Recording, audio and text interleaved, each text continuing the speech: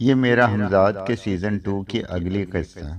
اگر آپ نے سیزن 1 نہیں دیکھا اور آپ کو نہیں پتا کہ ہمزاد کو شیخ کرامت نے کیسے قابو کیا اور قابو کر کے کیا کیا کام کروائے اور کیا کیا حاصل کرا، تو ڈسکرپشن میں آپ کو سیزن 1 اور سیزن 2 دونوں کی پلے لسٹ کا لنک مل جائے گا۔ آئیے میرا ہمزاد سیزن 2 کی اگلی قسط کی طرف چلتے ہیں۔ نہیں، میں تمہیں ہرگز معاف نہیں کر سکتی، وہ اکڑ کر بولی۔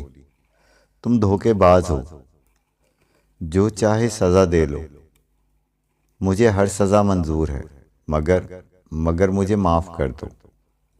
میں نے دانستہ اپنی آواز میں رقت پیدا کر لی، لیکن بڑی حیرت سے یہ تماشا دیکھ رہے تھے۔ میرے اور اس کے درمیان جو سرد جنگ جاری تھی، اسے ہر حال میں نمٹانا چاہتا۔ وہ دونوں ہی آوارہ لگتے ہیں، لعنت پڑو، کسی ادھیڑ عمر شخص نے زور دے کر کہا۔ اس نے لاہور پڑی اور وہاں سے چل دیا۔ وہ ایک آدمی اس کے ساتھ بکتے جھکتے اور چل دیے، مگر ظاہر ہے کہ نوجوان بھلا کیسے وہاں سے ٹل جاتے۔ وہ تو اس کہانی کے آخری منظر دیکھنے کے آرزو مند تھے اور ضرورت پڑنے پر ایک مجبور اور بے بس حسینہ کی ہر طرح مدد کرنا چاہتے تھے۔ اس کے علاوہ اب اس تماشے سے مزہ بھی لے رہے تھے۔ ثمینہ کی آنکھوں میں اب مجھے کچھ الجھن اور پریشانی کے آثار نظر آ رہے تھے، اور اس میں مسلسل اس کی خوشامد کیے جا رہا تھا۔ یوں سمجھیں جیسے اپنے روٹھے ہوئے محبوب کو منا رہا ہوں۔ ثمینہ کچھ کھوئی کھوئی سی دکھائی دے رہی تھی۔ میری ساری کوششیں یہ تھیں کہ وہاں موجود افراد کی جو ہمدردیاں حاصل کر لوں۔ مان جاؤ، کسی نے ثمینہ کی طرف دیکھ کر ہانک لگائی۔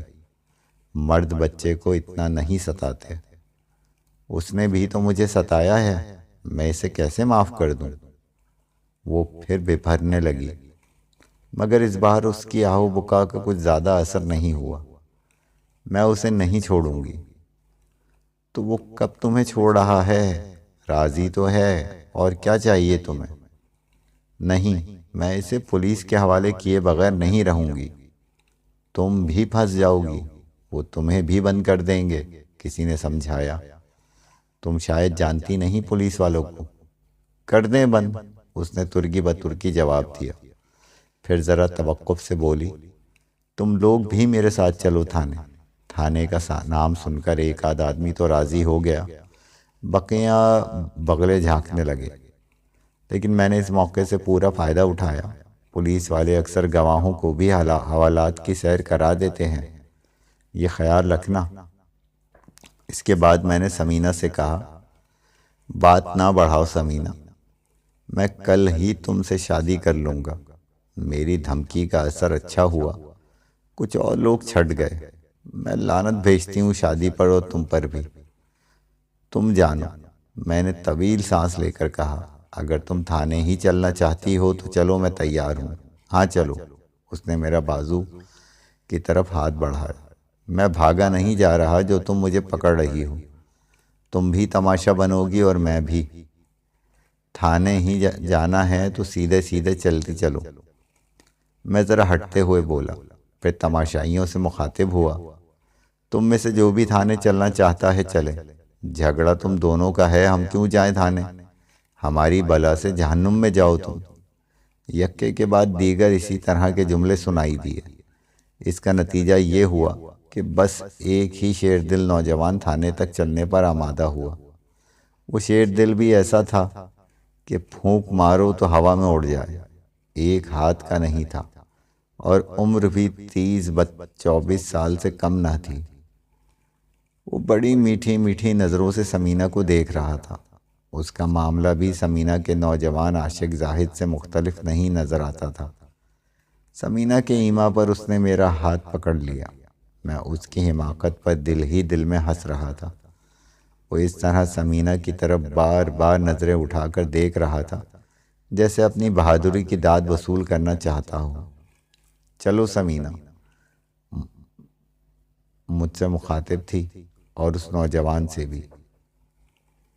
میں کسی احتجاج کے بغیر ان دونوں کے ساتھ چلنے لگا۔ ویسے بھی اب رات زیادہ دیر ہو چکی تھی۔ پارک میں اکا دکا آدمی نظر آ رہا تھا، کوئی ہماری طرف متوجہ نہیں ہوا۔ میں یہی چاہتا تھا۔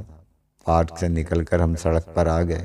علاقہ تھانہ وہاں سے دور تھا، مگر یہ بات غالباً اس نوجوان کو معلوم نہیں تھی۔ وہ اس لیے ثمینہ سے مخاطب ہوا، کدھر چلنا ہے؟ تھانہ معلوم ہے آپ کو؟ ہاں معلوم ہے، ثمینہ خلاف توقع بولی، اور میں ایک بار پھر چونک اٹھا۔ ثمینہ کے جواب نے میرے اس خیال پر مہر تصدیق ثبت کر دی کہ اس وقت وہ کسی کی اعلی کار بنی ہوئی ہے، اور وہ ہستی کون ہو سکتی ہے یہ مجھے اچھی طرح معلوم تھا۔ پھر ثمینہ نوجوان کی رہنمائی کرنے لگی۔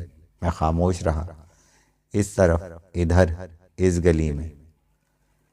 ثمینہ صحیح راستے پر لے جا رہی تھی۔ ثمینہ اور اس کے عاشق کی گفتگو سے مجھے یہ علم ہو چکا تھا کہ کم از کم ثمینہ کے لیے چٹاگام ایک اجنبی جگہ ہے، لیکن اس وقت ایسا قطعی معلوم نہیں ہو رہا تھا۔ وہ نوجوان بھی اتنا گھٹا مڑا تھا کہ اس نے اس سلسلے میں ثمینہ سے کوئی سوال نہیں کیا۔ میں اس تمام کھیل کا مقصد سمجھ چکا تھا۔ اس کے ساتھ بھی یہ طے کر چکا تھا کہ مجھے کیا کرنا ہے، اس مصیبت سے کس طرح جان چھڑانی ہے۔ یہ معاملہ پولیس تک پہنچ جاتا تو میرے لیے بڑی مشکلات پیدا ہو جاتی۔ نرس نادرہ کے سلسلے میں بھی مجھے اس سے ملتی جلتی کیفیت حال کا سامنا کرنا پڑ چکا تھا۔ پولیس سے جان بچانے کے لیے مجھے بڑے پاپڑ بیلنا پڑے تھے۔ پولیس کو بار بار اس معاملے میں ملوث کرنے کا بس ایک ہی مقصد تھا کہ کسی طرح میں کوئی رات حوالات میں گزارنے پر مجبور ہو جاؤں۔ اس میں میرے دشمن کی فتح تھی، یا پھر میں وقت پر عمل نہ کر سکوں۔ اب تک میں اپنی خود اعتمادی اور بیداری کے سبب ہر حربے کو ناکام بناتا آ رہا تھا۔ میں نے یقیناً گھر سے نکل کر غلطی کی تھی۔ شاید اس کا سبب یہ تھا کہ شمبھو نے میری عقل ضبط کر لی تھی، اور میں اپنی اصل دشمن ماپارا کو بھول گیا تھا۔ اب مجھے یقین آ چکا تھا کہ ثمینہ کے معاملے میں ماپارا ہی موقع سے فائدہ اٹھا رہی ہے۔ اس سلسلے میں وہ عورت قطعی بے قصور تھی، بالکل اسی طرح جیسے نادرہ کا کوئی قصور نہیں تھا۔ جب ثمینہ ماپارا کے سحر سے آزاد ہو جاتی تو خود اسے اپنے کیے پر ندامت ہوتی۔ ثمینہ کے نوجوان عاشق زاہد کو بھی ماپارا ہی نے بھٹکا دیا ہوگا۔ معلوم نہیں اس وقت وہ کہاں اپنی محبوبہ دل نواز کو تلاش کرتا پھر رہا ہوگا۔ یہی سب کچھ سوچتا ہوا میں ان دو اجنبیوں کے ساتھ چلتا رہا، جنہیں حقیقتاً مجھ سے کوئی پرخاش نہیں تھی، اور نہ ہی اصل معاملے کا علم تھا۔ تھانہ اب زیادہ دور نہیں رہ گیا تھا، اس لیے مجھے جو کچھ کرنا تھا اب اس میں تاخیر نقصان دہ ہو سکتی تھی۔ اس وقت موقع بھی تھا۔ میری بائیں جانب جو علاقہ تھا میرا دیکھا بھالا معلوم ہوتا تھا۔ میرے ذہن میں پہلے سے یہ جگہ تھی کہ یہاں تک پہنچ کر میں کوئی داؤں دکھا سکتا ہوں۔ ہم ایک چھوٹی سی سڑک سے گزر رہے تھے، جس پر کچھ دیر چلنے کے بعد دائیں جانب اس علاقے کا تھانہ تھا۔ میں دانستہ بائیں طرف چل رہا تھا۔ میرے ساتھ وہ نوجوان تھا جو اب تک شاید اپنی دانش میں میرے ہاتھ کو مضبوطی سے پکڑے ہوا تھا۔ اس کے ساتھ ثمینہ قدم سے قدم ملا کر چل رہی تھی۔ اچانک چلتے چلتے میں نے جھٹکا دے کر نوجوان سے اپنا ہاتھ چھڑا لیا، اور پھر اسے ثمینہ کی طرف دھکیل دیا۔ یقیناً وہ اس افتاد کے لیے ذہنی طور پر تیار نہیں تھا۔ وہ تو شاید یہ سمجھ رہا تھا کہ میں سیدھے سیدھے تھانے جا رہا ہوں، اور یہ کہ میں نے ثمینہ کے آگے ہتھیار ڈال دیے ہیں۔ مگر جب یہ صورتحال آئی تو اس کے منہ سے بے اختیار چیخ نکل گئی، اور یہی حال ثمینہ کا ہوا۔ وقت ضائع کیے بغیر میں جانب ایک پتلی گلی کی طرف گھس گیا اور دوڑ لگانے لگا۔ مجھے اپنے عقب میں ثمینہ کی چیخ و پکار سنائی دے رہی تھی، پکڑو پکڑو، وہ بھاگا جا رہا ہے، پکڑو پکڑو۔ لوگوں نے کچھ اور ہی مطلب لیا۔ وہ یقیناً سمجھے ہوں گے یہ کوئی چور چکاری معلوم ہوتا ہے۔ میں نے اپنے عقب میں لوگوں کے دوڑنے کی آوازیں سنی۔ دوڑتے ہوئے وہ چور چور کی آوازیں بلند کر رہے تھے۔ یہ صورتحال میرے لیے غیر متوقع نہیں تھی، اس لیے میں خود بھی چور چور چیختا ہوا بھاگنے لگا۔ چور عموماً ایسے موقع پر یہی کرتے ہیں۔ میں ایک گلی سے دوسری گلی اور دوسری سے تیسری گلی میں بھاگ رہا تھا۔ گلیوں میں بھگدڑ مچ گئی تھی۔ جو بھی کسی گھر سے نکلتا میں بغیر کچھ پوچھ گچھ کیے احمقوں کی طرح منہ اٹھا کر بھاگنے لگتا۔ ایک گلی میں پہنچ کر میں نے اپنی رفتار ذرا آہستہ کر دی اور میرے پیچھے دوڑنے والوں کی دانستہ قریب آ گئے۔ آگے جا کر گلیوں کا ایک بڑا سا راستہ تھا۔ میں اب بھی لوگوں کی آوازیں ملائے چیختا ہوا بھاگ رہا تھا۔ پھر میں نے وہی کیا جو ایسے موقع پر چور کرتے ہیں۔ چور کی تلاش میں قریب آ جانے والوں سے استفار پر میں نے انہیں ایک طرف دوڑایا اور خود دوسری گلی میں مڑ گیا۔ اب میں دوڑنے کے بجائے تیز تیز قدم اٹھاتا جا رہا تھا۔ عموماً لوگ اس طرف متوجہ ہوتے ہیں جدھر شور سنائی دے رہا ہوتا ہے، اس لیے مجھے اطمینان تھا، اور یہ اطمینان غلط ثابت نہیں ہوا۔ میں جلد سے جلد گلیوں کے اس جال سے نکل کر ایک سڑک پر پہنچ گیا، اور پھر مجھے اپنی کوٹھی تک پہنچنے میں زیادہ دیر نہیں لگی۔ ماپارا کا حربہ پورے طور پر ناکام ہو چکا تھا۔ اس وقت رات کے 10:30 بج رہے تھے اور عمل شروع کرنے میں 1.5 گھنٹہ باقی تھا۔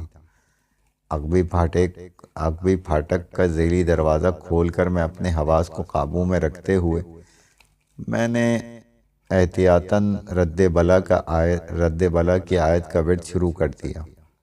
اپنے کمرے تک پہنچتے ہوئے بظاہر مجھے کوئی تبدیلی محسوس نہیں ہوئی۔ سب کچھ جوں کا توں تھا۔ برآمدے کی طرف بھی میری نظر گئی تھی، مگر وہاں کوئی نہیں تھا۔ عمارت میں سناٹا پھیلا ہوا تھا۔ کپڑے تبدیل کر کے میں باہر آ گیا۔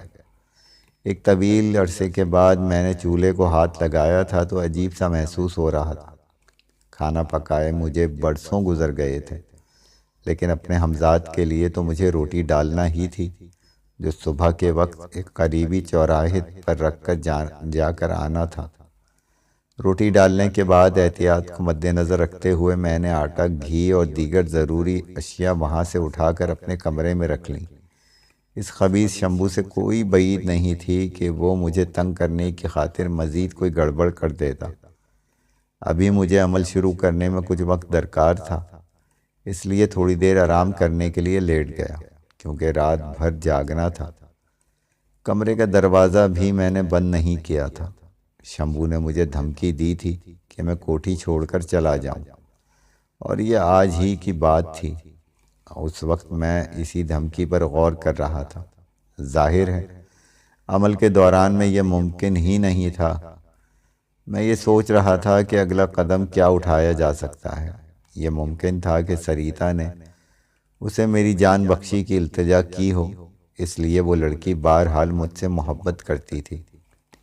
مگر شمبو میرے نزدیک اتنا شریف نہیں تھا جو اپنے عہد کی پاسداری کرتا۔ وقتی طور پر اپنے مطلب برداری کے لیے وہ سریتا سے کوئی ایسا وعدہ کر سکتا تھا، لیکن اس کے وعدے پر قائم رہنا ضروری نہیں تھا۔ کافی غور و خوض کے بعد میں اس نتیجے پر پہنچا کہ جو لوگ کچھ کرنے پر قدرت رکھتے ہیں وہ انہیں دھمکیاں دینے کی ضرورت نہیں ہوتی۔ انہیں جو کچھ کرنا ہوتا ہے کر گزرتے ہیں۔ کوٹھی کے اس حصے پر تصرف نہ ہونے کا ایک ہی سبب میری سمجھ میں آتا تھا، وہ یہ کہ میں یہاں امداد کا عمل کر رہا تھا، اور میرا عمل رحمانی تھا۔ میں یہاں قرآنی آیات کا ورد کرتا تھا۔ میں اب تک اپنے دشمنوں کے مقابلے میں اسی لیے جمع ہوا تھا۔ میرے دشمن اسی لیے مجھے زیر نہ کر سکے تھے کہ میں شیطان سے کئی بڑی اور عظیم طاقت کی پناہ میں تھا۔ ماپارا بھی شیطانی علوم کی ماہر تھی، اس لیے اس کی روح عذاب میں مبتلا تھی، بھٹکتی پھر رہی تھی، اور شمبو وہ بھی میرے نزدیک شیطان ہی کا دوسرا روپ تھا۔ اس نتیجے پر پہنچ کر مجھے اطمینان قلب حاصل ہوا، اور میں بستر سے اٹھ کر کھڑا ہو گیا۔ حمزاد کے عمل کے سبب مجھے کھڑا ہونا پڑا۔ حمزاد کے عمل کا وقت قریب آ چکا تھا۔ میں نے کمرے کا دروازہ اندر سے بند کر لیا۔ اس رات عمل کے دوران میں صرف اتنا ہوا کہ مجھے سریتا اور دوسری ملازماؤں کے چیخنے اور چلانے کی آوازیں سنائی دیتی رہیں، جن پر میں نے کان نہیں دھرا۔ 2 روز اور بغیر کسی قابل ذکر واقعے کے گزر گئے۔ میں اس دوران میں اپنی پناہ گاہ سے باہر نہیں نکلا تھا کہ ایک تلخ تجربے سے گزر چکا تھا۔ سمینہ ابھی تک میرے حافظے میں محفوظ تھی۔ خدا جانے اس پر کیا بیتی ہوگی۔ اگر وہ مجھے عام حالات میں ملی ہوتی تو میں نے گناہوں سے توبہ نہ کی ہوتی، تو وہ ایسی نہ تھی جیسے کہ اسے نظر انداز کیا جا سکتا۔ اتنا حسن ہر ایک کے حصے میں نہیں آتا، لیکن شاید اصل چیز انسان کے اندر کا حسن ہے، اور اس کے اندر کا یہ حسن کردار اور عمل کا مرہون میں منت تھا۔ اب تک میں ظاہری حسن پر جان نچھاور کرتا تھا، مگر شاید میں غلطی پر تھا۔ اب مجھے اپنی غلطی کا احساس ہو گیا تھا۔ میں اس غلطی کو دہرانا نہیں چاہتا تھا۔ یہی وجہ تھی کہ میں اپنی دانست میں سمینہ کے خیال کو ذہن سے جھٹک دیا تھا۔ یقیناً وہ اندر سے حسین نہیں رہی ہوگی، ورنہ گناہ کے راستے پر قدم رکھتے ہوئے اسے ایک بار یہ ضرور خیال ہوتا کہ وہ ماں بھی ہے، پھر شاید اس کے قدم رک جاتے۔ اگر اسے شوہر سے سکھ نہیں ملا تھا تو وہ اپنے بچوں میں اپنی خوشیاں تلاش کر لیتی۔ میرا نزدیک مجرم اس کا شوہر بھی تھا، جس نے ایسے حالات پیدا کر دیے تھے کہ ایک عورت انتہائی فیصلہ کرنے پر مجبور ہو گئی۔ اس کے باوجود جانے کیوں میری خواہش تھی کہ زندگی کے کسی موڑ پر اس عورت سے میری ملاقات ہو اور میں اسے براہ راست راستے پر لا سکوں۔ گھر بسنے میں بہت دیر لگتی ہے، مگر اجڑنے میں وقت نہیں لگتا۔ لمحوں میں کیا ہو، کوئی غلط فیصلہ برسوں کے لیے عذاب بن جاتا ہے۔ یہ واقعہ تیسرے دن صبح کا ہے کہ ڈاکٹر امتیاز کو رخصت کر کے میں سونے کی تیاری کر رہا تھا کہ قریبی تھانے کا SHO ملک آدم کا، اس کے ساتھ ASI اور پولیس والا بھی موجود تھا۔ ASI کے کہنے پر وہ عقبی سمت سے آیا۔ اس پر نظر پڑتے ہی میں نے خطرے کی بو سونگھ لی۔ میں ان سب کو اپنے کمرے میں لے آیا۔ اب تک دانستہ میں نے ان سے برآمدے میں آنے کا سبب نہیں پوچھا تھا۔ کرسی پر آرام سے پھیل کر بیٹھنے کے بعد SHO نے مجھے اس طرح گھورا جیسے پہلی بار اس سے ملاقات ہو رہی ہو۔ سپاہی کرسی ہونے کے باوجود دروازے کے قریب کھڑا تھا۔ تو مجھ سے پوچھ نہیں رہے کہ میں کیوں آیا ہوں؟ اس نے چپتے ہوئے لہجے میں کہا۔ یقیناً آپ کو مجھ سے کوئی کام ہوگا۔ میں نے اس سے اس کے لہجے میں چبھن کو نظر انداز کرتے ہوئے نرمی اختیار کر کے سوال پوچھا۔ کام ہوتا تو تمہیں تھانے بھی بلوا سکتا تھا، مجھے آنے کی ضرورت نہیں تھی۔ اس نے بے تکلفی سے بات کی، پھر کہنے لگا، تم نے یہاں کتنی لڑکیوں کو حبس بیجا میں رکھا ہوا ہے؟ اس نے براہ راست یہ سوال میری آنکھوں میں دیکھتے ہوئے کہا۔ اس کے چہرے پر سختی تھی۔ کسی کو نہیں۔ شاید آپ کو کسی نے غلط اطلاع دی ہے ملک صاحب۔ میں بدستور نرمی اختیار کیے رہا۔ زیادہ فری ہونے کی کوشش نہ کرو، اس نے اپنے گول گول دیدے گھماتے ہوئے منہ بگاڑ کر کہا۔ جو پوچھ رہا ہوں اس کا جواب دو۔ میں نے عرض تو کیا نا جناب کہ ایسی کوئی بات نہیں۔ اسے وہ درخواست دکھاؤ جو محلے والوں نے SP صاحب کی خدمت میں بھیجی ہے۔ اس نے ASI کو مخاطب کیا جس کی بغل میں کوئی فائل دبی ہوئی تھی۔ ACI فائل کھول کر مطلوبہ درخواست نکالنے لگا۔ اس کیس میں تم بچ نہیں سکتے، SHO نے گویا مجھے دھمکایا۔ بہت ہو گئی۔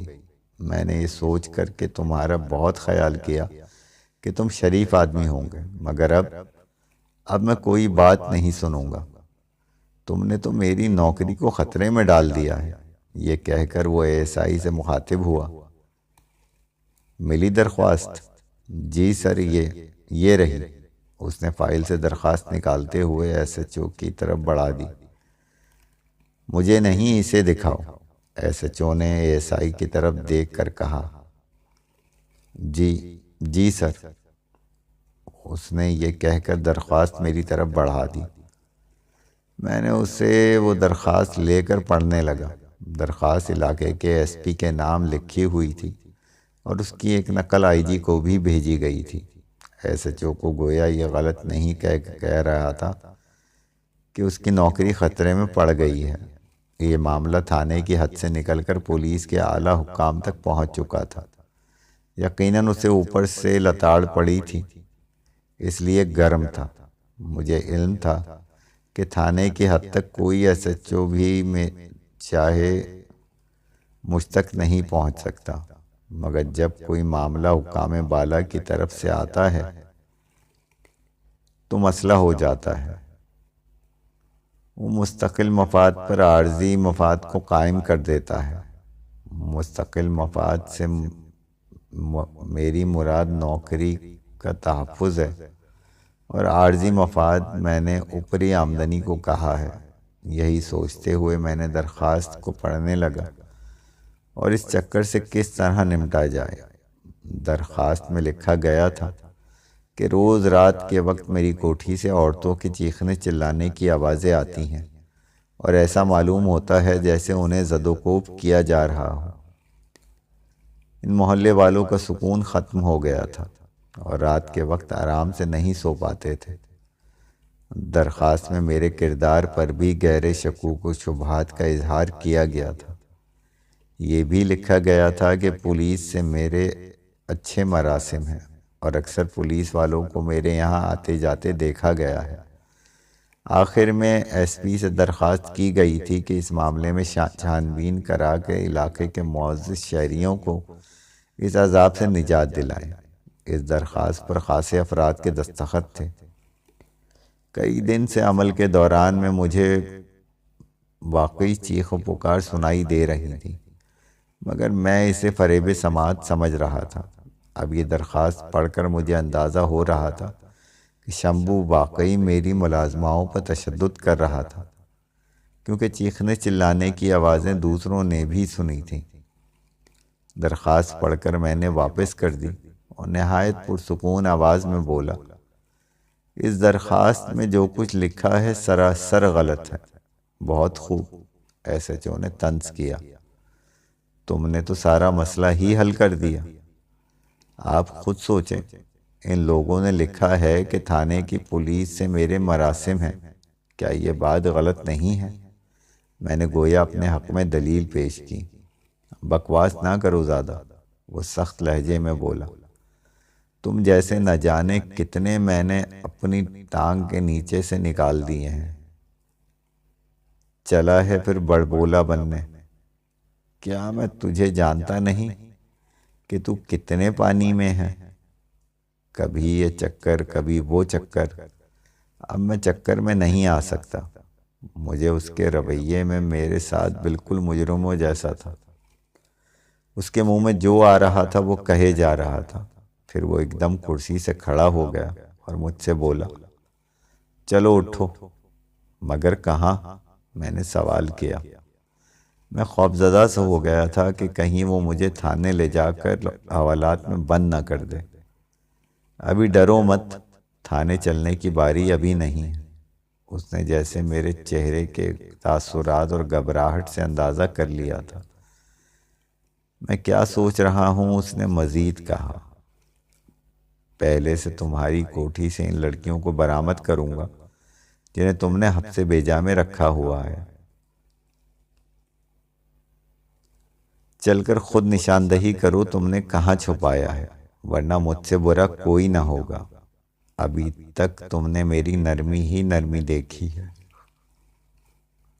ورنہ میں کھال اتار دیتا ہوں۔ بڑے بڑے اچھے خان میرے سامنے ناک رگڑ چکے ہیں۔ مجبوراً مجھے اٹھنا ہی پڑا۔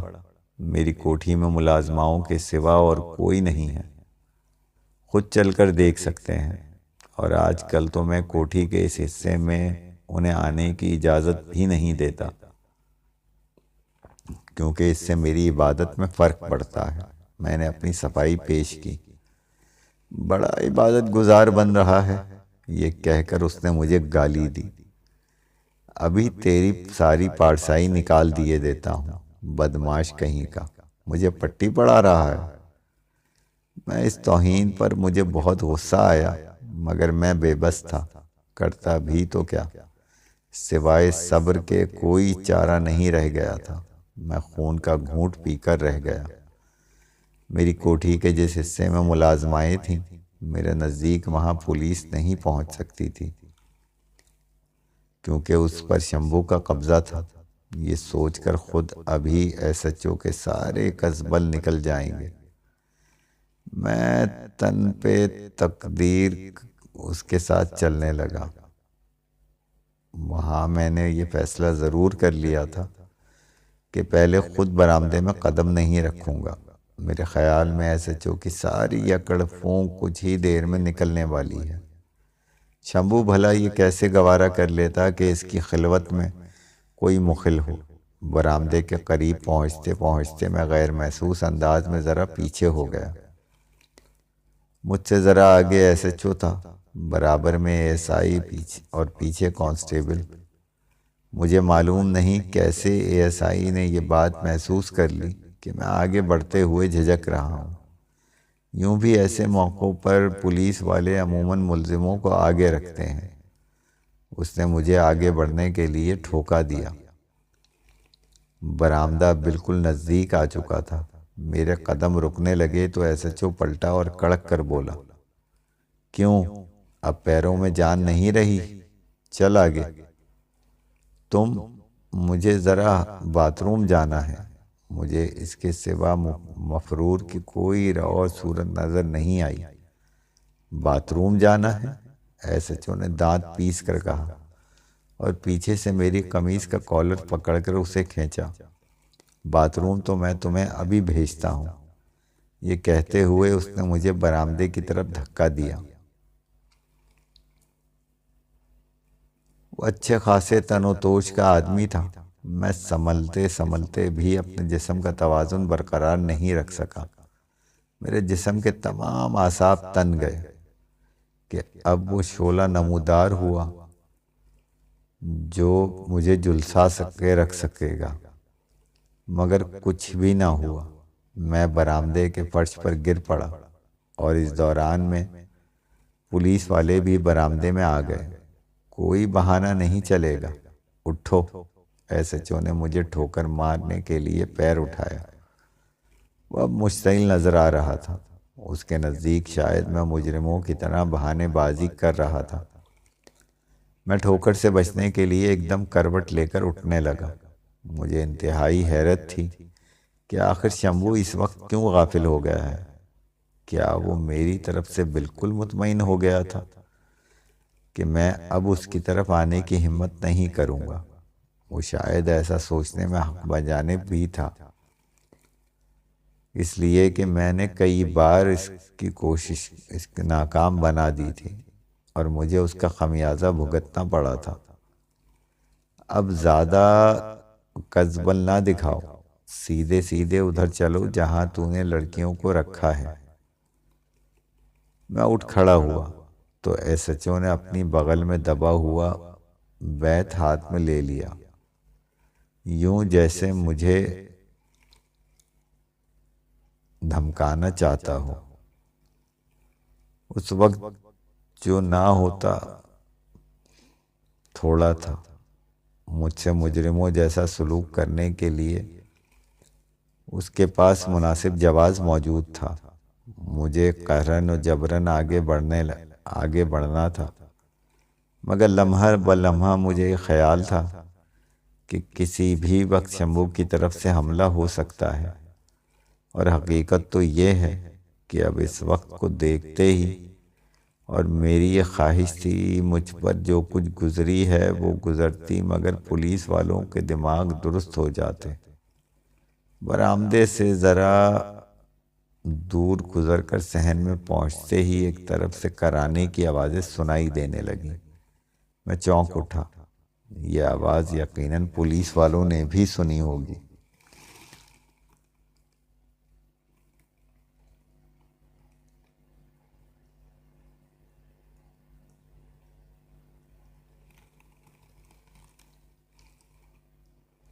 ادھر اس وقت سرا ASI نے فوراً ہی اپنی کارروائیوں کا مظاہرہ کرتے ہوئے SHO کو مخاطب کیا۔ میں نے تم سے پہلے ہی سن لی تھی کہ کرانے کی آوازیں۔ SHO نے آنکھیں نکالی اور پھر تیزی سے دائیں جانب بڑھتے ہوئے کمرے کی طرف بولا، آؤ میرے پیچھے۔ میں بھی حیران اور سرسیمہ سا ASI کے ساتھ اس کے ساتھ چلنے لگا۔ اس نے اب میرا ہاتھ تھام لیا تھا۔ اس کمرے کا دروازہ آدھا بند تھا اور مجھے علم تھا کہ وہاں میری کسی ملازمہ کی رہائش تھی۔ SHO نے کمرے کا پورا دروازہ کھول دیا اور وہ اندر کا منظر دیکھ کر میرے فرشتے ہی کوچ کر گئے۔ سامنے ہی کرسی پر رکمنی رسیوں سے بندھی ہوئی نظر آ رہی تھی۔ SHO نے حیرت سے دیکھا، یہ آوازیں سن لی کہ ASI بھی میرا ہاتھ تھامے مزید آگے بڑھا تاکہ اس دل دوز منظر کا قریب سے نظارہ کر سکے۔ کرسی کے قریب پہنچ کر فرش پر چمڑے کا ایک ہنٹا رکھا ہوا تھا۔ رکمنی کی حالت بظاہر خراب معلوم ہو رہی تھی۔ وہ کراتے ہوئے نیم باں آنکھوں سے پولیس والوں کو کھوئی کھوئی نظروں سے دیکھے جا رہی تھی۔ دیکھو، دیکھ کیا رہے ہو؟ کھولو اسے، جلدی، SHO نے ASI کی طرف دیکھتے ہوئے کہا۔ SHO کے حکم پر ASI نے فوراً میرے ہاتھ اب چھوڑ کر تیزی سے آگے بڑھا اور ہتھکڑیاں ڈال دو اس کے ہاتھوں میں۔ SHO نے دوسرا حکم سپاہی کو دیا۔ اب گویا دانست میں میں مجرم ہونے میں کوئی شک نہیں تھا۔ مجھے احساس بھی نہ ہوا کہ کب سپاہی نے میری ہتھکڑیاں لگا دی۔ میں اس وقت جیسے کہیں اور ہی تھا اور مجھ پر بڑی بے حد حقیقت واضح ہو چکی تھی۔ میں سمجھ رہا تھا کہ میرے خلاف کیا چل رہا ہے۔ شمبو نے مجھے پولیس والوں کی کوٹھی سے گئے اس حصے سے دخل انداز کرنے کے لیے کون سا راستہ آزمایا ہے، اور بھرپور حربے کا کوئی توڑ میری سمجھ میں نہیں آ رہا تھا۔ طرح قانون کی گرفت میں پھانس دیا جاتا کہ فرار کی کوئی گنجائش باقی نہیں رہتی۔ اس کے بعد بقیہ 4 ملازمائیں بھی کوٹھی سے مختلف کمروں میں سے برآمد ہوئیں۔ نہ شمبو نظر آیا۔ ان سبھی کی حالت نازک تھی۔ ان کی ضرورت نہیں تھی کہ ان پر کیا گزری۔ SHO کے حکم پر ان سب کو نشستگاہ میں بٹھا دیا گیا۔ وہ سبھی نڈھال اور بے حال نظر آ رہی تھیں۔ اب ان کے حواس قدرے درست معلوم ہو رہے تھے۔ ان کو نشستگاہ کے فرش پر بچھے ہوئے قالین پر بٹھا دیا گیا۔ SHO اور اس کے صوفے پر پھیل کر بیٹھ گیا۔ میں اس کے سامنے ہتھکڑیاں پہنے مجرموں کی طرح کھڑا تھا اور میرے پیچھے کانسٹیبل بھی اسی حالت میں مجسمے کی مانند کھڑا تھا۔ ASI میرے ملازماؤں کے قریب کھڑا ہوا اپنے افسر کے حکم کا منتظر تھا۔ SHO کی گردن اس طرح اکڑی ہوئی تھی کہ جیسے اس نے ساری دنیا فتح کر لی ہو اور اب محکوم رعایت کی قسمت کا فیصلہ سنانے والا ہو۔ یہ کہانی یہاں ختم نہیں ہوئی ہے۔ کہانی کا بقیہ حصہ جاننے کے لیے ہماری اگلی ویڈیو دیکھیے۔